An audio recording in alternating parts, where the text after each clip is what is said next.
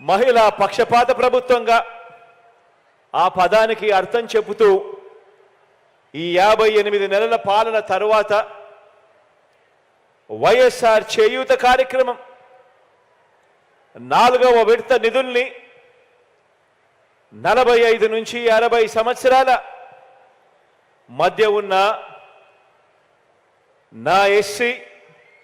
నా ఎస్టీ, నా బీసీ, నా మైనారిటీ అక్క చెల్లెమ్మలకు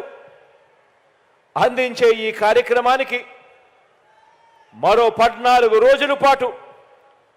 ఒక పండుగ వాతావరణంలో ప్రజాప్రతినిధులందరూ కూడా పాలు పంచుకుంటూ అక్క చెల్లెమ్మలకు మంచి చేసే కార్యక్రమం రాష్ట్ర వ్యాప్తంగా జరుగుతుంది. ఈ కార్యక్రమంలో ఈ 14 రోజులు జరిగే ఈ కార్యక్రమంలో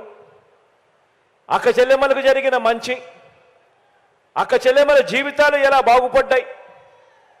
అక్క చెల్లెమ్మలు ఏ రకంగా బాగుపడ్డారు అన్న కథలు ప్రతి సచివాలయంలోనూ ప్రతి మండలంలోనూ ప్రతి ఒక్కరూ చర్చించుకునే విధంగా, ప్రతి ఒక్కరికి ఇంకా స్ఫూర్తిదాయకమయ్యే విధంగా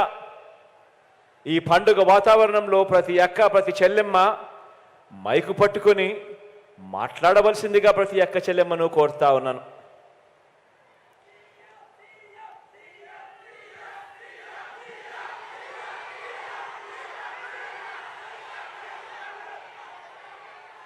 గతంలో ఏ ప్రభుత్వం కూడా కనీసం ఆలోచన చేయడానికి కూడా ధైర్యం చేయలేదు. 45 ఏళ్ళు పైబడిన నా అక్క చెల్లెమ్మలు ఎలా బ్రతుకుతా ఉన్నారు, ఆ అక్క చెల్లెమ్మల కుటుంబాలు ఎలా బ్రతుకుతా ఉన్నాయి, ఆ అక్క చెల్లెమ్మలకు తోడుగా ఉండేందుకు, అండగా ఉండేందుకు ఏం చేస్తే బాగుంటుంది అని కనీసం ఆలోచన కూడా చేయలేదు ఎప్పుడు కూడా గత ప్రభుత్వాలు. కానీ ఈరోజు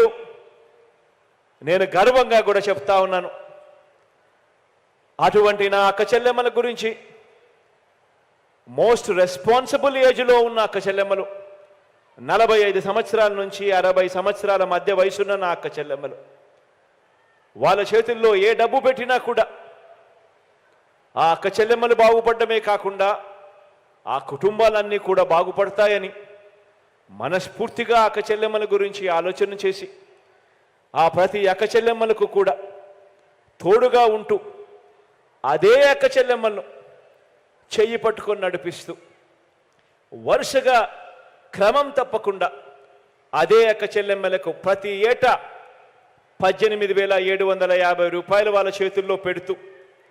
4 ఏళ్లలో అదే అక్క చెల్లెమ్మలకు తోడుగా ఉంటూ వారికి జీవనోపాధి కోసం మార్గాలన్నీ కూడా చూపిస్తూ ఏకంగా 75,000 రూపాయల ఆర్థిక సహాయం నా అక్క చెల్లెమ్మలకు చేస్తానని, ఆశ్చర్యం ఏమిటో తెలుసా, ఇదే జిల్లాలోనే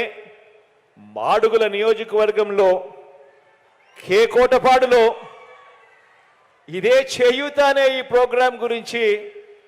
ఇదే జిల్లాలోనే చెప్పా. ఈరోజు చెప్పిన ఆ మాటను నెరవేర్చుకుంటూ మొత్తం 4వ విడత కూడా